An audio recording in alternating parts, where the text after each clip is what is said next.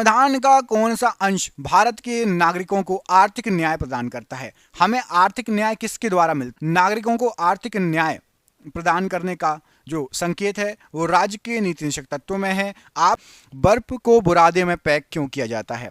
जो बर्फ होती है आपने देखा होगा लकड़ी का चूड़ा होता है बुरादा, उसमें पैक किया जाता है। ऐसा क्यों? तो उसका रीजन ये होता है कि जो बुरादा है ना, ये लकड़ी, बुरादा या लकड़ी ऊष्मा की कुचालक होती है, तो बर्फ को जल्दी पिघलने नहीं देती। बुरादा या लकड़ी ऊष्मा की कुचालक होती है। ऑप्शन नंबर यहां पर बी राइट आंसर हो जाएगा इस प्रश्न के लिए। क्वेश्चन नंबर 2 देखिए कि आर.एन. मल्होत्रा समिति ने किस क्षेत्र से संबंधित सुधारों के लिए रिपोर्ट प्रस्तुत की? ऑप्शन है उद्योग, कर सुधार, बीमा क्षेत्र या फिर बैंकिंग। तो आर.एन. मल्होत्रा जो समिति थी ये आपकी बीमा क्षेत्र से संबंधित समिति है। ऑप्शन नंबर यहां पर सी, बीमा क्षेत्र से संबंधित समिति है आर.एन. मल्होत्रा समिति। अगला क्वेश्चन देखिए, इसमें पूछा गया है कि सेल्सियस पैमाने पर 0 डिग्री सेल्सियस फ़ारेनहाइट स्केल के कितने डिग्री के बराबर होगा? 0 डिग्री सेल्सियस कितने फ़ारेनहाइट के बराबर होगा? सिंपल सा क्वेश्चन है।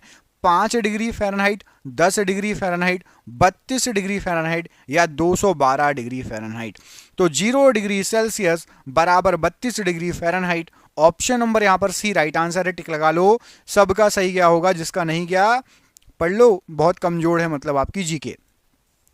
आइरिस का क्या काम होता है? आंखों में आइरिस जो होता है उसका काम क्या रहता है? तो आइरिस जो होता है उसका जो मुख्य कार्य है वो होता है आंख में जाने वाले प्रकाश की मात्रा को नियंत्रण करना। ऑप्शन नंबर ए, आंख में जाने वाले प्रकाश की मात्रा को नियंत्रित करना। याद रहेगा ऑप्शन नंबर ए, आइरिस याद रखना। क्वेश्चन नंबर 5 में आपसे पूछा गया कि भारत के रेल मंत्रालय की बुलेट ट्रेन चलाने की योजना कहां कहां के बीच में है? आपको पता होगा बुलेट ट्रेन चलने वाली है, उसके लिए काम स्टार्ट हो चुका है। कोरोना के कारण कुछ काम डिले हो गया था। जल्द से जल्द बुलेट ट्रेन, पहली बुलेट ट्रेन चलने वाली है। और वो कहां कहां के बीच में चलने वाली है? तो ये चलेगी आपकी मुंबई से अहमदाबाद के बीच। तो यहां पर आपका ऑप्शन नंबर ए राइट आंसर हो जाएगा। मुंबई से अहमदाबाद के बीच बुलेट ट्रेन चलने वाली है। याद रहेगा, इंपॉर्टेंट क्वेश्चन, स्टार लगा लेना। अगले क्वेश्चन में पूछा गया कि विद्युत ऊर्जा को यांत्रिक ऊर्जा में किसके द्वारा बदला जाता है? मतलब करंट दो और चीज गोल गोल घूमने लगी, तो विद्युत ऊर्जा मतलब करंट और घूमना यांत्रिक ऊर्जा हो जाएगी। विद्युत मोटर का कार्य होता है। मोटर क्या करती है? जैसे ही आप उसको प्लग लगाएंगे तो वो घूमने लगेगी, उसके साथ चाहे आप पानी की मोटर जोड़ दो चाहे कुछ भी जोड़ दो वो घूमने लगेगी। ऑप्शन नंबर सी विद्युत मोटर राइट आंसर है प्रश्न के लिए। अगले क्वेश्चन में पूछा गया है कि सिंधु घाटी की सभ्यता में घोड़े के अवशेष कहां से मिले हैं? ऑप्शन दिया है आपको सुरकोटरा, बनावली, लोथल या कालीबंगा। तो यहां पर घोड़े के अवशेष जो प्राप्त हुए हैं ये आपका सुरकोटरा से प्राप्त हुए। ऑप्शन नंबर ए सुरकोटरा प्रश्न के लिए राइट आंसर हो जाएगा। सभी से निवेदन है, जिसने अभी तक वीडियो को लाइक नहीं किया, क्वेश्चन अच्छे अच्छे लेकर आते हैं, हमें मोटिवेशन मिलता है, हमें पता चलता कि अरे वाह बच्चों को वीडियो पसंद आ रहा है, क्वेश्चन पसंद आ रहे हैं। इसके लिए 1 सेकेंड लगता है, सभी मिलकर लाइक जरूर कर दें। अगला क्वेश्चन देखें, लाइक करने के साथ साथ अगला क्वेश्चन पढ़िए। वे जीव जो हरे पौधों या उनके किसी भाग को खाते हैं उनको क्या कहा जाता है? हरे पौधे खाएं या उनके किसी भाग को खाएं, चतुर्थ, द्वितीयक या प्राथमिक? तो उनको कहा जाता है प्राथमिक उपभोक्ता, जो हरे पौधे या हरे पौधे की किसी भाग को, पौधे किसी भाग को खाते हैं। ऑप्शन नंबर यहां पर राइट आंसर हो जाएगा प्राथमिक उपभोक्ता।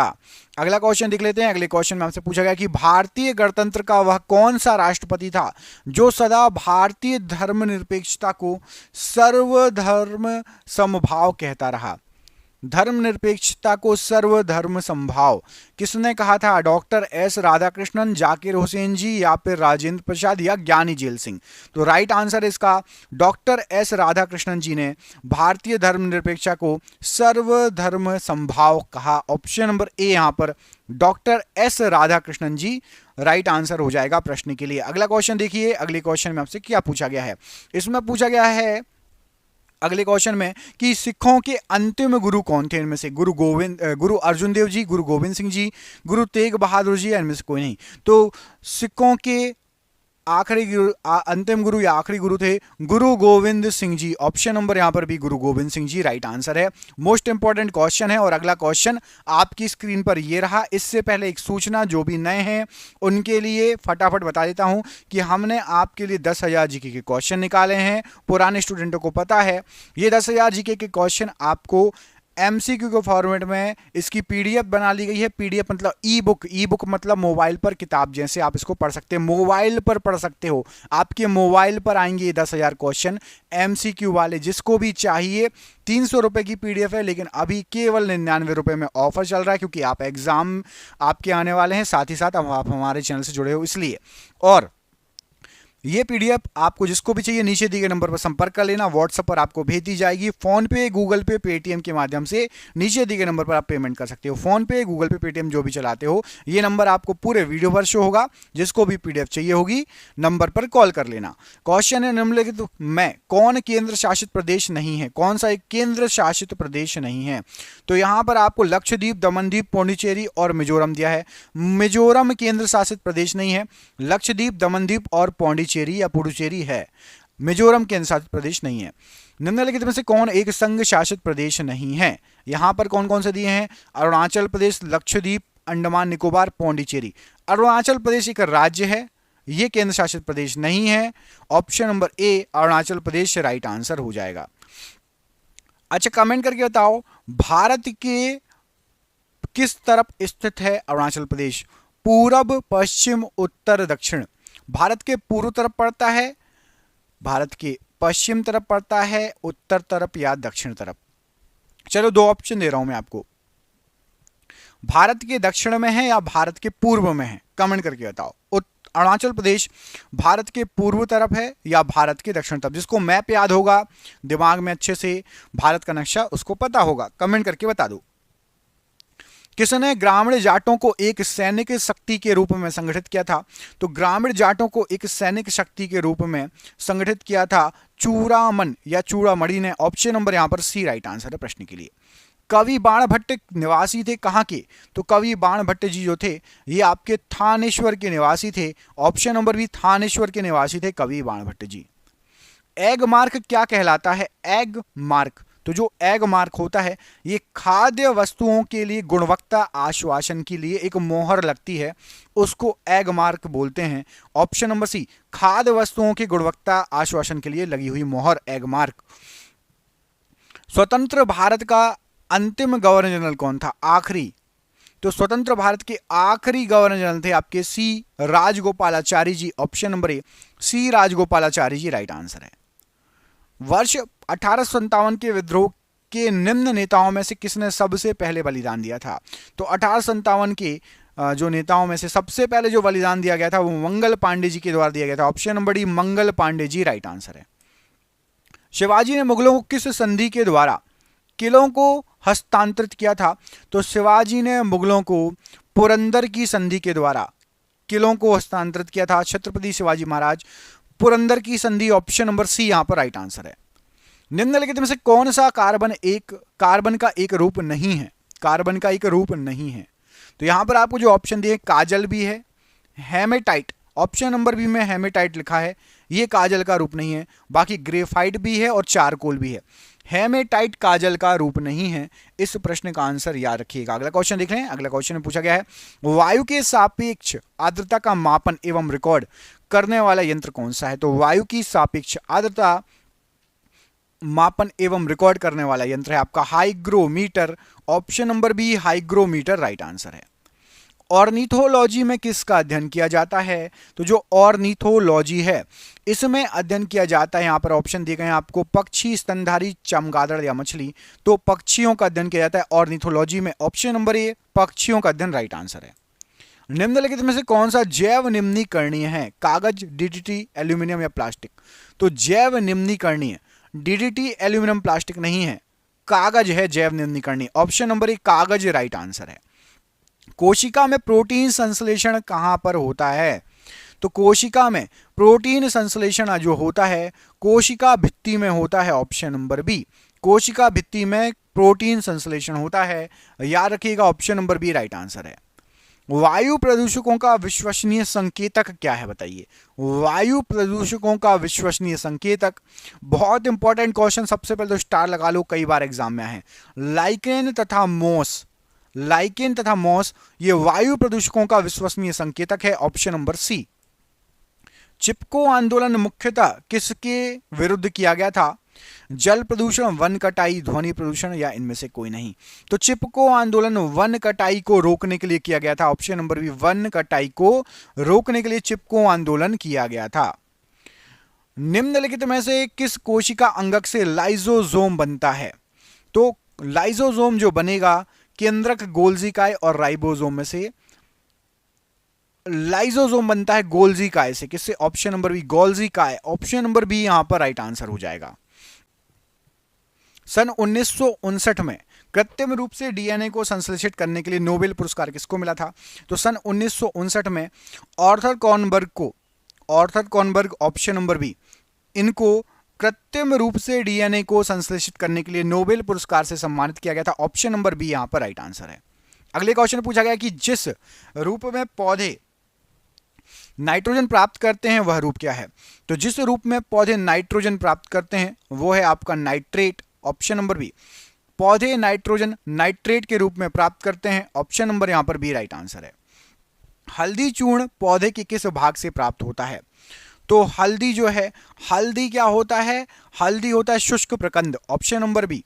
शुष्क प्रकंद होता है हल्दी पौधे का, कौन सा भाग? शुष्क प्रकंद, ऑप्शन नंबर बी। प्याज में खाद्य भाग बताइए, पत्ता, जड़, तना या पुष्प? तो प्याज का खाने योग्य भाग है तना, ऑप्शन नंबर सी। तना प्रश्न के लिए राइट आंसर हो जाएगा। दही जमाने में निम्नलिखित में से किस सूक्ष्म जीव का प्रयोग किया जाता है? तो दही को जमाने के लिए यहां पर आपको जो ऑप्शन दिए गए हैं, लैक्टोबेसिलस का यूज होता है, ऑप्शन नंबर बी। लैक्टोबेसिलस का यूज होता है दही जमाने में, ऑप्शन नंबर यहां पर बी राइट आंसर है प्रश्न के लिए। अगला क्वेश्चन देखिए, एक सर्पिल जीवाणु को क्या कहा जाता है? सर्पिल जीवाणु को क्या कहा जाता है? तो सर्पाकार जीवाणु जो रहता है उसको स्पाइरिलम कहा जाता है, ऑप्शन नंबर डी में पढ़िए, स्पाइरिलम लिखा है, तो सर्पिल जीवाणु को स्पाइरिलम कहा जाता है, ऑप्शन नंबर डी। जीवाणुओं को पौधे माना गया है, ऐसा क्यों? तो जीवाणुओं को पौधा माना गया है क्योंकि इनमें कठोर कोशिका भित्ति होती है। क्या होता है? इनमें कठोर कोशिका भित्ति होती है, इसलिए जीवाणुओं को पौधा माना गया है। हाइड्रोफाइट्स होते हैं क्या? समुद्री जीव, जलीय पौधे या पादप रोग या जड़ विहीन पौधा? तो हाइड्रोफाइट्स होते हैं जलीय पौधे, ऑप्शन नंबर बी। जलीय पौधों को हाइड्रोफाइट्स कहा जाता है, ऑप्शन नंबर यहां पर बी राइट आंसर हो जाएगा।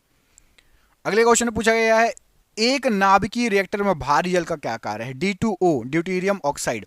तो एक नाभिकीय रिएक्टर में जो भारी जल होता है न्यूट्रॉनों की गति को कम कर देता है, न्यूट्रॉन की गति को कम कर देगा, ऑप्शन नंबर ए। मंदक के रूप में यूज होता है, न्यूट्रॉन की गति को कम कर देता है, मंदक याद रखना। बर्नौली सिद्धांत आधारित है किस पर? द्रव्यमान संरक्षण, ऊर्जा संरक्षण, संवेग संरक्षण या आवेदन संरक्षण? तो बर्नौली प्रमेय, बर्नौली सिद्धांत ऊर्जा संरक्षण पर आधारित है, ऑप्शन नंबर यहां पर भी ऊर्जा संरक्षण पर आधारित है बर्नौली सिद्धांत या प्रमेय। ऑक्सीकरण वह अभिक्रिया है जिसमें तत्व की संयोजकता पर क्या प्रभाव पड़ेगा? तो यदि ऑक्सीकरण हो रहा है, ऑक्सीडेशन इंग्लिश में ऑक्सीडेशन बोलते हैं, हो रहा है, तो तत्व की संयोजकता बढ़ जाएगी, ऑप्शन नंबर बी। तत्व की संयोजकता बढ़ जाएगी। सर्वाधिक संख्या में समस्थानिक किसके होते हैं? तो सर्वाधिक संख्या में समस्थानिक पोलोनियम के होते हैं, ऑप्शन नंबर सी। पोलोनियम के सर्वाधिक संख्या में समस्थानिक हैं। हाइड्रोजन के रेडियो सक्रिय समस्थानिकों को क्या कहा जाता है? तो हाइड्रोजन के रेडियो सक्रिय समस्थानिकों को ट्राइट्रियम कहा जाएगा, ऑप्शन नंबर डी। ट्राइट्रियम हाइड्रोजन के रेडियो सक्रिय समस्थानिकों को कहा जाएगा। अल्फा किरणों पर उपस्थित आवेश कौन सा होता है? तो हमेशा अल्फा किरणों पर याद रखिएगा 2 इकाई धन आवेश उपस्थित होता है, ऑप्शन नंबर ए 2 इकाई धन आवेश राइट आंसर हो जाएगा अल्फा किरणों के लिए। किसी तत्व के परमाणु की दूसरी कक्षा में इलेक्ट्रॉनों की अधिकतम संख्या क्या हो सकती है? किसी तत्व के परमाणु की दूसरी कक्षा में इलेक्ट्रॉनों की अधिकतम संख्या क्या हो सकती है? तो इलेक्ट्रॉनों की अधिकतम संख्या दूसरी कक्षा में हो जाएगी 8, ऑप्शन नंबर ए 8 राइट आंसर है। परमाणु अभाज्य है, यह निम्नलिखित में से किसने प्रस्तावित किया था? Dalton Berzelius Rutherford. तो परमाणु अभाज्य है, ये डॉल्टन ने प्रस्तावित किया था। ऑप्शन नंबर ए डॉल्टन राइट आंसर हो जाएगा। अगला क्वेश्चन देखिए, निम्नलिखित में से कौन एक आवेश रहित कण है? न्यूट्रॉन, इलेक्ट्रॉन या प्रोटॉन? तो आवेश रहित कण है आपका न्यूट्रॉन। ऑप्शन नंबर ए न्यूट्रॉन राइट आंसर है। विकिरण की कण प्रकृति की पुष्टि किससे की जाती है? तो विकिरण की कण प्रकृति की जो पुष्टि होती है ये प्रकाश विद्युत के प्रभाव से की जाती है। ऑप्शन नंबर ए प्रकाश विद्युत का प्रभाव राइट आंसर है प्रश्न के लिए। निम्नलिखित प्रकार के कांचों में से कौन सा एक पराबैंगनी किरणों का विच्छेदन करता है? पराबैंगनी किरणों का विच्छेदन, तो राइट आंसर हो जाएगा सोडा, पायरेक्स, जेनाय और क्रुक्स में से क्रुक्स कांच ये पराबैंगनी किरणों का विच्छेदन करता है। Option number D. मानव की सामान्य स्वस्थ आंख के लिए स्पष्ट दृष्टि के लिए न्यूनतम दूरी कितनी होती है? तो हम 25 सेंटीमीटर स्पष्ट देख सकते हैं दूरी होती है न्यूनतम दूरी। Option number C 25 centimetre. यातायात सिग्नलों में लाल रंग का प्रयोग क्यों किया जाता है? तो यातायात सिग्नलों में लाल रंग का प्रयोग किया जाता है क्योंकि लाल रंग सबसे कम परिक्षेपित होता है। ऑप्शन नंबर सी लाल रंग सबसे कम परिक्षेपित होता है। एक काटा हुआ हीरा क्यों जगमगाता है? तो एक काटा हुआ हीरा पूर्ण आंतरिक परावर्तन के कारण जगमगाता है। ऑप्शन नंबर सी यहां पर राइट आंसर है। सूर्य ग्रहण होता है किस दिन? तो सूर्य ग्रहण होगा आपका अमावस्या के दिन। ऑप्शन नंबर बी अमावस्या के दिन सूर्य ग्रहण होता है। ऑप्शन नंबर बी यहां पर राइट आंसर है। पूर्ण सूर्य ग्रहण का अधिकतम कितना समय लगता है? पूर्ण सूर्य ग्रहण में 460 सेकंड लगते हैं। Option number B 460 second. निम्नलिखित में से कौन सा शब्द भारत के संविधान की उद्देशिका में नहीं है? उद्देशिका मतलब प्रस्तावना में नहीं है। तो समाजवादी है, पंथ निरपेक्ष भी है, प्रभुत्व संपन्न भी है, वंशानुगत शासक ये हमारे यहां नहीं दिया गया है। Option number D right answer है। कल्याणकारी राज्य का उद्देश्य क्या होता है? तो कल्याणकारी राज्य का उद्देश्य होता है कि कमजोर वर्गों के कल्याण का प्रबंधन। यहां पर आपका ऑप्शन नंबर बी कमजोर वर्ग के कल्याण का प्रबंधन प्रश्न के लिए बिल्कुल सही आंसर हो जाएगा। अगला क्वेश्चन देखिए, भारत को एक गणराज्य मुख्य रूप से माना जाता है क्यों? तो भारत को एक गणराज्य मुख्य रूप से माना जाता है क्योंकि राज्याध्यक्ष का चुनाव होता है। जो राज्याध्यक्ष होगा पीएम का चुनाव होता है। ऑप्शन नंबर ए।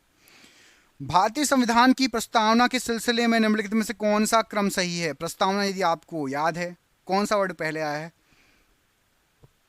और कौन सा बाद में, यह पूछा गया है।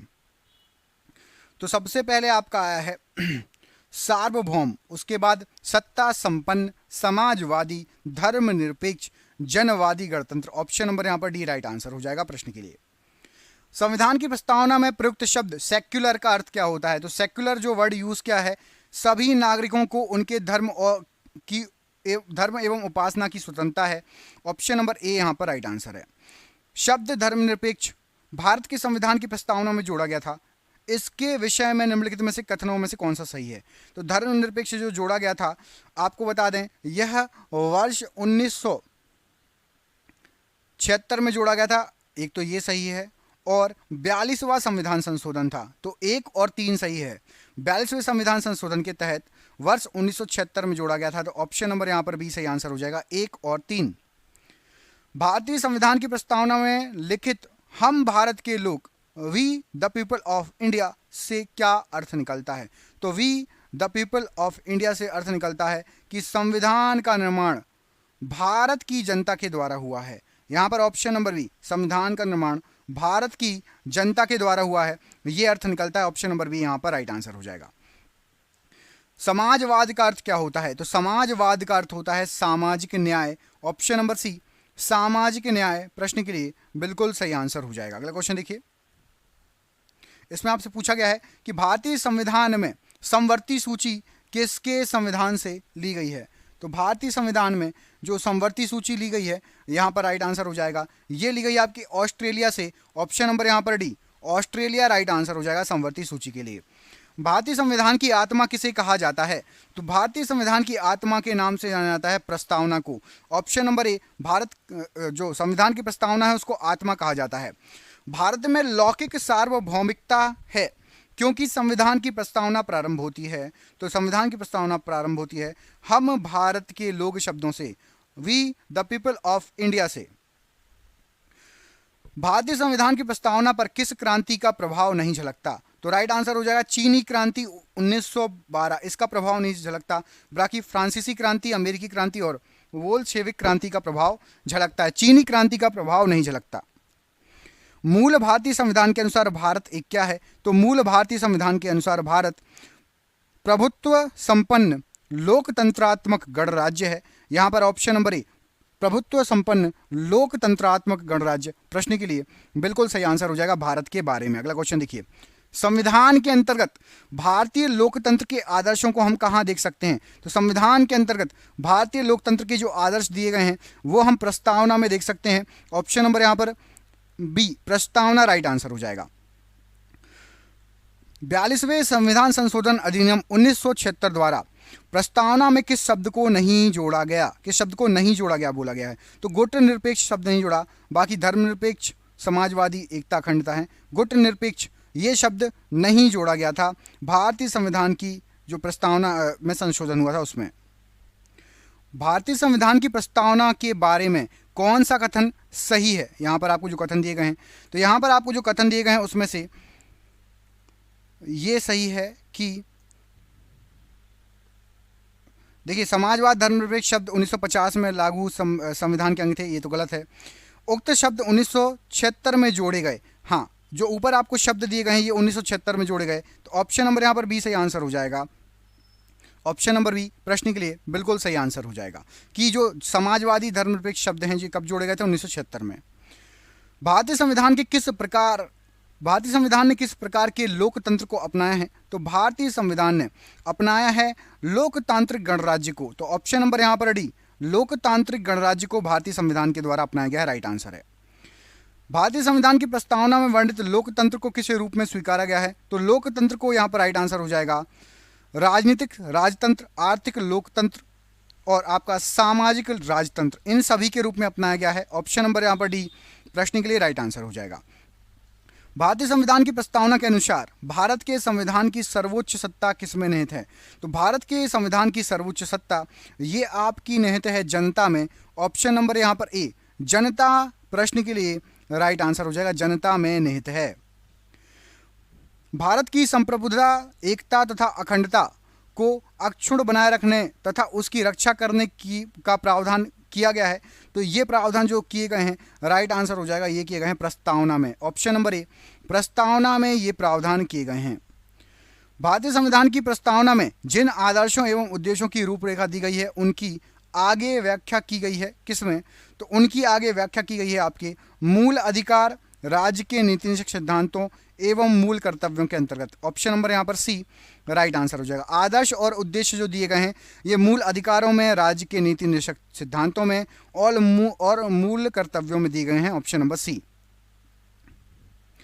संविधान सभा में प्रस्तुत उद्देश्य प्रस्ताव में अभिव्यक्ति विचार को भारतीय संविधान के किस भाग में पूर्णतः शामिल किया गया है? तो राइट आंसर हो जाएगा ये प्रस्तावना में पूर्णतः शामिल किया गया है। ऑप्शन नंबर यहाँ पर ए, प्रस्तावना राइट आंसर हो जाएगा। भारतीय संविधान की प्रस्तावना में क्या स्पष्ट नहीं होता है? क्या स्पष्ट नहीं होता है? तो भारतीय संविधान की प्रस्तावना में संविधान को लागू करने की तिथि प्रस्तावना में कहां से पता चलेगी आपको? संविधान लागू कब हुआ था ये प्रस्तावना में नहीं दिया गया है। निम्नलिखित में से किस उद्देश्यों को भारतीय संविधान उद्घोषित नहीं करता? तो यहां पर आपके जो उद्देश्य दिए हैं इसमें से अंतर्राष्ट्रीय शांति और सुरक्षा की अभिवृद्धि, ये जो है भारतीय संविधान उद्घोषित नहीं करता, बाकी सभी चीजें उद्घोषित करता है। भारतीय संविधान की प्रस्तावना में देश का कौन सा नाम उल्लिखित है? तो भारतीय संविधान की प्रस्तावना में देश को भारत और इंडिया कहा गया है। Option number B, option number C, भारत और इंडिया, प्रश्न के लिए बिल्कुल सही आंसर हो जाएगा, कहा गया है। भारतीय संविधान किसके द्वारा स्वीकृत है? तो भारतीय संविधान ये भारत की जनता के द्वारा स्वीकृत है। ऑप्शन नंबर डी, भारत की जनता के द्वारा भारतीय संविधान को स्वीकार किया गया है, स्वीकृत है। भारत की संप्रभुता किस में निहित है? तो भारत की संप्रभुता ये भारत की जनता में ही निहित है। ऑप्शन नंबर यहाँ पर डी, भारत की जनता, राइट आंसर हो जाएगा। भारतीय संविधान को संविधान सभा द्वारा अंगीकृत किया गया था कब? तो भारतीय संविधान को संविधान सभा के द्वारा 26 नवंबर 1949 को अंगीकृत किया गया था। ऑप्शन नंबर ए यहाँ पर राइट आंसर है। भारत का संविधान पूर्ण रूप से तैयार हुआ है, तो भारत का संविधान पूर्ण रूप से 26 नवंबर 1949 को तैयार हो गया था। ऑप्शन नंबर यहाँ पर भी 26 नवंबर 1949 राइट आंसर हो जाएगा। भारतीय संविधान कब अंगीकार किया गया था? तो भारतीय संविधान को 26 नवंबर 1949 को ये पूर्ण भी हुआ था और इसी दिन अंगीकार किया गया था। Option number C. निम्नलिखित में से किस तिथि को भारतीय संविधान लागू हुआ? जो अंगीकार कर लिया था 26 नवंबर को, उसके 2 महीने बाद जो है लागू हुआ था, वो हुआ था 26 जनवरी 1950 को लागू कर दिया गया था पूरे देश में हमारा संविधान। किस वर्ष भारत एक प्रभुत्व संपन्न प्रजातांत्रिक गणराज्य बना? तो प्रभुत्व संपन्न प्रजातांत्रिक गणराज्य ये जब संविधान लागू हुआ उसके बाद बना। संविधान 26 जनवरी 1950 को लागू हुआ, तभी से बन गया। Option number D. संविधान के उद्देशिका या प्रस्ताव का संशोधन कितनी बार किया गया है? तो अभी तक केवल एक बार संविधान की प्रस्तावना में संशोधन हुआ है। ऑप्शन नंबर सी यहाँ पर राइट आंसर है। भारत के संविधान की प्रस्तावना में प्रथम संशोधन कब किया गया था? तो सबसे पहला संशोधन 1976 में किया गया था। Option number C 1976 right answer हो जाएगा। हम भारत के लोग भारत को एक संपूर्ण प्रभुत्व संपन्न समाजवादी पंथ निरपेक्ष लोकतांत्रिक गणराज्य बनाने के लिए, ये प्रस्तावना है हमारी, ठीक है। ये पूरी प्रस्तावना है, जिसको याद नहीं हो वीडियो को रोक के पढ़ लीजिए, ठीक है। अब इसमें लास्ट में जैसी प्रस्तावना खत्म होती है कि दृढ़ संकल्प होकर अपनी इस संविधान सभा में आज डैश एतद द्वारा इस संविधान को अंगीकृत करते हैं, अधिनियमित करते हैं और आत्मार्पित करते हैं। तो यहाँ पर डैश का अर्थ क्या है, मतलब कौन सी तारीख है? तो जो ये तारीख है जब हमने अंगीकृत, अधिनियमित और आत्मार्पित किया था, वो तारीख है आपकी 26 नवंबर 1949। तो यहाँ पर आपका ऑप्शन नंबर बी से आंसर हो जाएगा। 26 नवंबर 1949 को हमने अंगीकृत, अधिनियमित और आत्मार्पित किया था संविधान को। संविधान की प्रस्तावना सभी भारतीय नागरिकों को निम्न में से कौन सा एक उपलब्ध कराने के लिए वायदा नहीं करती है? तो संविधान की प्रस्तावना में पूजा की समानता ऐसा कुछ वर्णित नहीं है, सामाजिक न्याय है प्रस्तावना में, राजनीतिक न्याय है, विचार की स्वतंत्रता भी है। ऑप्शन नंबर डी यहाँ पर नहीं है। 26 नवंबर 1949 को अंगीकृत भारतीय संविधान की प्रस्तावना में शब्द सम्मिलित नहीं थे। कौन कौन से शब्द नहीं थे प्रस्तावना में जब अंगीकृत किया गया था? तो समाजवादी नहीं था, पंथ निरपेक्ष और अखंडता, ये 3 शब्द जो हैं ये बाद में जोड़े, 1 2 3। तो ऑप्शन नंबर ए यहाँ पर से आंसर हो जाएगा। पहला, दूसरा, तीसरा, ये तीनों पहले नहीं थे, ये बाद में जुड़े हैं। भारतीय संविधान की उद्देशिका में परिवर्तन किस संशोधन अधिनियम में किए गए थे? तो जो परिवर्तन किए गए थे ये 42वें संविधान संशोधन अधिनियम 1976 में किए गए थे। Option number C right answer है। प्रस्तावना का वह प्रावधान जो कभी वयस्क नागरिकों को मतदान का अधिकार प्रदान करता है कहलाता है। तो प्रजातंत्र में, प्रजातंत्र जो वर्ड है, इसके द्वारा वयस्क नागरिकों को मतदान का अधिकार है, क्योंकि प्रजातंत्र है मतलब जो चुना जाएगा वो जनता के द्वारा चुना जाएगा। अब जनता चुनेगी मतलब वोट होगा, तो प्रजातंत्र। ऑप्शन नंबर बी मतदान का अधिकार। भारत के संविधान की प्रस्तावना में समाजवादी और धर्मनिरपेक्ष शब्दों को किस संशोधन द्वारा जोड़ा गया था? तो समाजवादी शब्द और धर्मनिरपेक्ष शब्द ये 42वें संविधान संशोधन के द्वारा जोड़े गए थे। ऑप्शन नंबर बी यहाँ पर राइट आंसर है। भारतीय संविधान लागू हुआ था कब? तो भारतीय संविधान ये 26 जनवरी 1950 को लागू हुआ था। ऑप्शन नंबर यहाँ पर ए राइट आंसर हो जाएगा। 42वें संविधान संशोधन द्वारा प्रस्तावना में कौन सा शब्द जोड़ा गया था? तो 42वें संविधान संशोधन द्वारा यहाँ पर आपको शब्द दिए हैं, उसमें से समाजवाद, ऑप्शन नंबर सी, ये जोड़ा गया था। भारतीय संविधान के किस भाग में स्पष्ट रूप से घोषणा की गई है कि भारत एक धर्मनिरपेक्ष राज्य है? तो भारत एक धर्मनिरपेक्ष राज्य है, स्पष्ट रूप से ये घोषणा की गई है आपकी संविधान की प्रस्तावना में। ऑप्शन नंबर यहाँ पर बी, संविधान की प्रस्तावना राइट आंसर है। संविधान की प्रस्तावना में भारत को कहा गया है क्या? तो संविधान की प्रस्तावना में भारत को राइट आंसर हो जाएगा, कहा गया है ऑप्शन नंबर यहाँ पर डी, सर्वसत्ताधारी, समाजवादी, धर्मनिरपेक्ष, लोकतांत्रिक गणराज्य। ऑप्शन नंबर यहाँ पर डी प्रश्न के लिए बिल्कुल सही आंसर हो जाएगा, सर्वसत्ताधारी, समाजवादी, धर्मनिरपेक्ष, लोकतांत्रिक गणराज्य। भारतीय संविधान का प्राधिकार स्रोत क्या है, कौन है? तो भारतीय संविधान का प्राधिकार स्रोत है भारत के लोग। ऑप्शन नंबर बी, भारत के लोग प्रश्न के लिए बिल्कुल सही आंसर है। विश्व का सबसे बड़ा लिखित एवं सर्वाधिक व्यापक संविधान किस देश का है?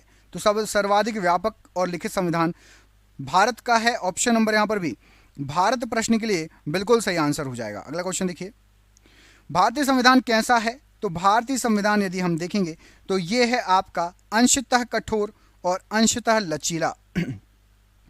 ऑप्शन नंबर डी, अंशतः कठोर अंशतः लचीला राइट आंसर हो जाएगा। भारत का संविधान किस प्रकार का है? तो भारत का संविधान नम्य और अनम्य, मतलब कठोर और लचीला, नम्य और अनम्य। ऑप्शन नंबर यहाँ पर सी राइट आंसर हो जाएगा। भारत के संविधान में भारत को माना गया है क्या? तो भारत के संविधान में भारत को राज्यों का एक यूनियन माना गया है। ऑप्शन नंबर सी राज्यों का यूनियन राइट आंसर है।